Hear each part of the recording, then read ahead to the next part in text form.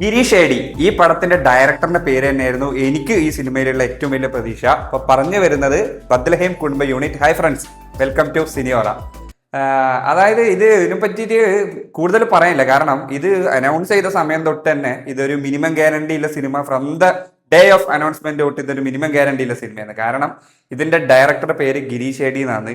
അയാളെ ഫിലിമോഗ്രഫി നിങ്ങൾ എടുത്തു നോക്കിയാൽ മനസ്സിലാവും അയാൾ സിനിമ ഉണ്ടാക്കുന്ന ഒരു രീതി എങ്ങനെയാണെന്നും അയാളെ സിനിമകൾ എങ്ങനെയാണെന്നില്ലതും. അതായത് നമ്മൾ ഈ കണ്ടംപററി ആയിട്ട് ഈ ട്രെൻഡിങ് ആയിട്ട് നിൽക്കുന്ന കോമഡികളും വരുന്ന എല്ലാ ക്യാരക്ടേഴ്സിലും ഒരു ഹ്യൂമർ ടച്ച് കൊടുക്കലും, അതൊന്നും ഇന്നത്തെ കുറെ ഡയറക്ടേഴ്സിന് അറിയാതൊരു പരിപാടിയാണ്. അല്ലെങ്കിൽ ഹ്യൂമർ വളരെ നന്നായി കൈകാര്യം ചെയ്യുന്ന മലയാള സിനിമയിലെ ഇപ്പോൾ പുതുമുഖ സംവിധായകരുടെ ഏറ്റവും നല്ലൊരു ഡയറക്ടറാണ് ഗിരീഷ് ഏടി എന്ന് പറയുന്നത്. അതുപോലൊരു ഡയറക്ടർ നിവിൻ പോളിനെ പോലെ ഈ അതായത് എന്റർടൈൻമെന്റ് ആയിട്ടുള്ള ഒരു സിനിമേന്റെ അകത്ത് പ്ലേസ് ചെയ്യാൻ പറ്റിയ ഏറ്റവും ലാലേട്ടൻ കഴിഞ്ഞു കഴിഞ്ഞാൽ ഏറ്റവും വലിയ ബെസ്റ്റ് ഓപ്ഷനാണ് നിവിൻ പോളി.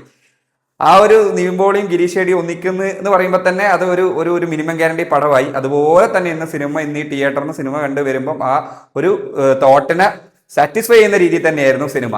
അതിന് സിനിമയിലേക്ക് വരാനാണെങ്കിൽ ഇതൊരു റോംകോം പരിപാടി, ഒരു ലവ് ട്രാക്ക് പരിപാടി സംഭവം, ആ ഒരു രീതിയിലാണ് ഇതിന്റെ കഥ പോകുന്നത്. അതിൽ എടുത്തു പറയേണ്ടത് മമിത ബൈജുവിന്റെ പെർഫോമൻസ് വാസ് വെരി ഗുഡ്.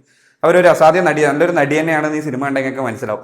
പിന്നെ നിവിൻ പോളിനെ പറ്റി പറയാണ്ട് ഈ സിനിമ കംപ്ലീറ്റ് ആവില്ല. കാരണം നിവിൻ പോളി എലമെന്റ് അല്ലെങ്കിൽ നിവിൻ ഫാക്ടർ എന്ന് പറയുന്ന സാധനം ഈ സിനിമയിൽ നല്ലോണം ഉണ്ട്. കാരണം ഈ സിനിമയിൽ നിവിൻ പോളി അല്ലാണ്ട് വേറൊരു നടനെ നിങ്ങൾക്ക് ആ ഇതിൽ സങ്കല്പിക്കാൻ പോലും പറ്റില്ല. ആ ഹ്യൂമർ നിവിൻ കൈകാര്യം ചെയ്യുന്ന ഒരു രീതി, പുള്ളിക്ക് മാത്രം വരുന്ന കുറെ സംഭവങ്ങളുണ്ട്. അത് ഈ സിനിമയിൽ വീണ്ടും ഒന്നും കൂടി തെളിയിച്ചിട്ടുണ്ട്. അതുപോലെ കോ ആർട്ടിസ്റ്റുകളായിട്ടുള്ള ഇത് നമ്മുടെ സംഗീത്, അതുപോലെ ബാക്കി അഭിനയിച്ചിട്ടുള്ള നമ്മളെ കൺവിൻസിങ് സ്റ്റാർ, ബാക്കി എല്ലാവരും വന്നവരും പോയവരും എല്ലാം കോമഡി, അവരുടെ റോളുകൾ നല്ല അടിപൊളിയായിട്ട് തന്നെ ചെയ്തിട്ടുണ്ട്. പിന്നെ എടുത്തു പറയേണ്ട വേറൊരു പേര് വിഷ്ണു വിജയ്. ആളുടെ മ്യൂസിക് സീനിന്റെ അപ്പുറം ഇങ്ങനെ ബ്ലെൻഡായി പോകുമ്പോൾ തന്നെ അത് തിയേറ്ററിൽ നിന്ന് കാണുമ്പോൾ നല്ല രസം.